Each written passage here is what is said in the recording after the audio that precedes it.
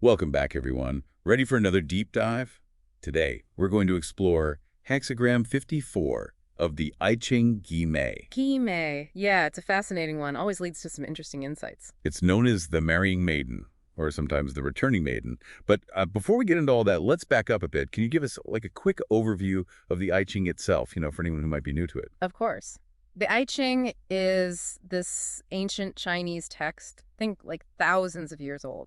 And it's all about understanding change, really. Change, like how things are constantly in flux. Exactly. It's kind of like a divination tool, but it's more about gaining insight, you know, into the forces that are at work in any given situation. So how does Gui Mei fit into all of that? Well, each hexagram in the I Ching, it's made up of 6 lines, and those lines can be broken or solid. Broken or solid, what does that mean? Basically, they represent yin and yang energies.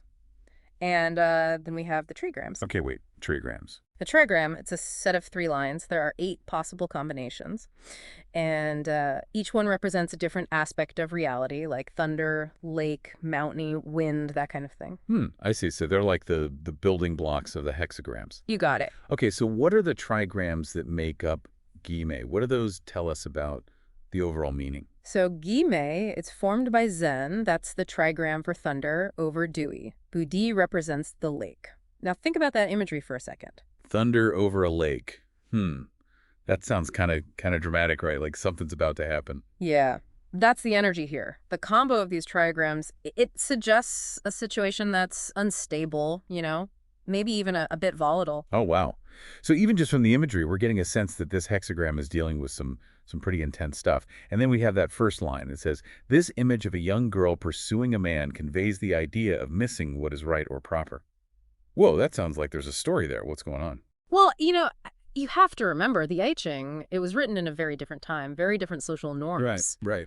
But even then, this line, it's pointing to something unconventional, something that that might be considered taboo. So like forbidden love. Yeah. Are we talking Romeo and Juliet here?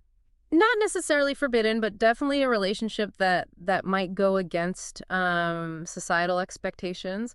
The I Ching isn't saying it's wrong or anything, but it's definitely highlighting the potential for complications. I see. So like a warning sign.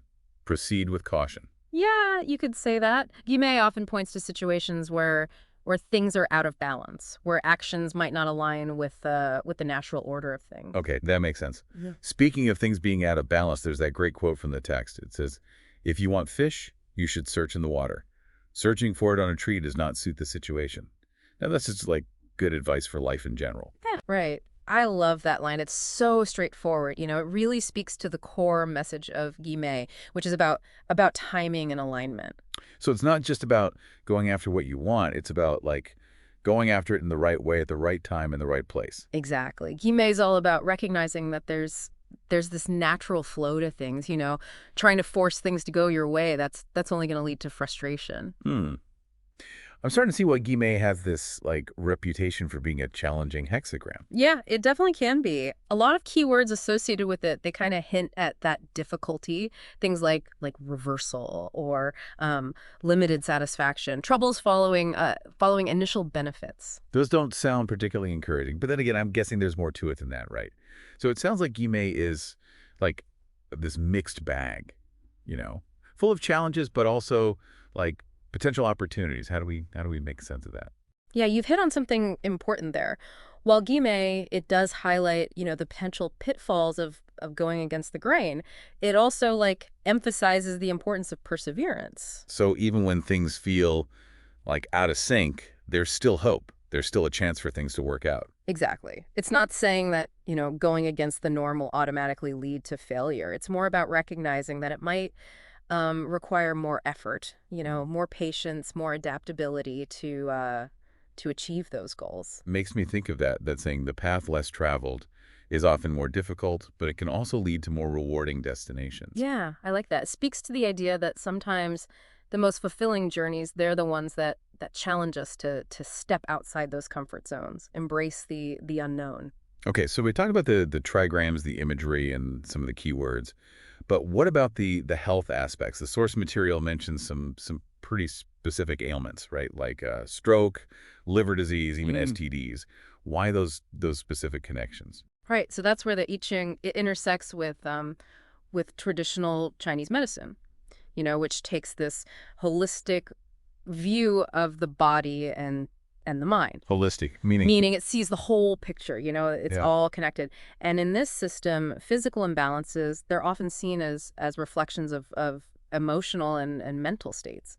So the frustration and that feeling of like going against the grain, like Yi Mei talks about, those could manifest physically Yeah. in these ways. Exactly. It's a fascinating concept, isn't it? Reminds us that, our physical health, it's deeply intertwined with our emotional and mental well-being. For sure. It makes you think twice about like bottling up those frustrations. Now, I want to dive into some of the individual lines of the hexagram because some of them are really, really thought-provoking. Like, for example, line 2, it says, "One is blinded but can still see. This is advantageous for the perseverance of a solitary person." Wait, how can someone be blind and still see? That doesn't make sense. Yeah, that's the poetic language of the I Ching for you. It's not meant to be taken literally. Here, blindness, it symbolizes a lack of conventional wisdom, a willingness to see things differently. So it's suggesting that sometimes not following the crowd, even if it feels like you're walking in the dark, that can lead to a clearer understanding. Right. It's about trusting your intuition, your inner guidance, even when it doesn't align with what everyone else is doing. Hmm. That's a powerful message, especially in a world where we're constantly bombarded with external influences. And then there's line 6. It says the younger sister of a woman whose marriage has been broken off has more status than the woman herself. This one feels a bit cryptic to me. What's the I Ching trying to say here? Well, this line, it highlights the unexpected ways, right, in which societal expectations can shift. Remember, Gui Mei, it's all about unconventional situations. And this line, it seems to suggest that what might be seen as a disadvantage in one context could actually become an advantage in another. So it's not necessarily about like the literal younger sister having more status, but more about the idea that flexibility and adaptability, those can be assets when things don't go according to plan. Exactly. It's encouraging us to embrace change, right? To see the potential for growth, for opportunity, even in situations that might initially seem unfavorable. Gui Mei is full of surprises, isn't it? It's constantly challenging those assumptions, making us look at things for all these different angles. That's the beauty of the I Ching. It's not about giving you a straightforward answer. It's about, encouraging you to think deeply, to consider multiple perspectives and to, find your own meaning within that wisdom it offers. So if we were to summarize the key takeaways of Gui Mei, what do you say are the most important things for our listeners to keep in mind? So we've talked about like unconventional situations and the importance of timing and alignment, and also the potential for growth when things are challenging. What else should our listeners kind of take away from all this? I think one of the biggest takeaways from Gui Mei is patience, really. Things might not happen, right when we want them to, but that doesn't mean they won't happen at all. Yeah, it's like that saying, good things come to those who wait.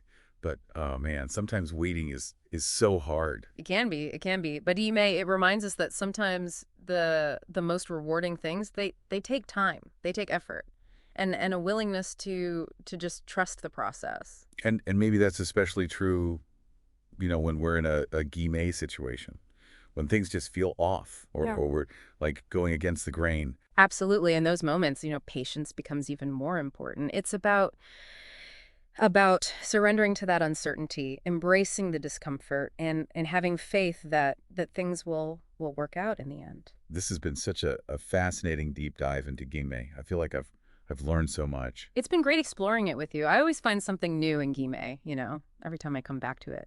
Before we go, I want to leave our listeners with a final thought, something to kind of chew on. Think back on a time when you felt out of sync, like you were going against the grain. What challenges did you face, and what did you learn from that experience? Because sometimes, those experiences, those detours, they can be the best teachers. They force us to grow, to adapt, to discover strengths we didn't even know we had. So to our listeners, embrace the journey, even when it takes you off the beaten path. The wisdom of Gui Mei reminds us that even in the middle of all the chaos and uncertainty, there's this deeper order at play, guiding us. Until next time, keep exploring, keep questioning, and keep diving deep.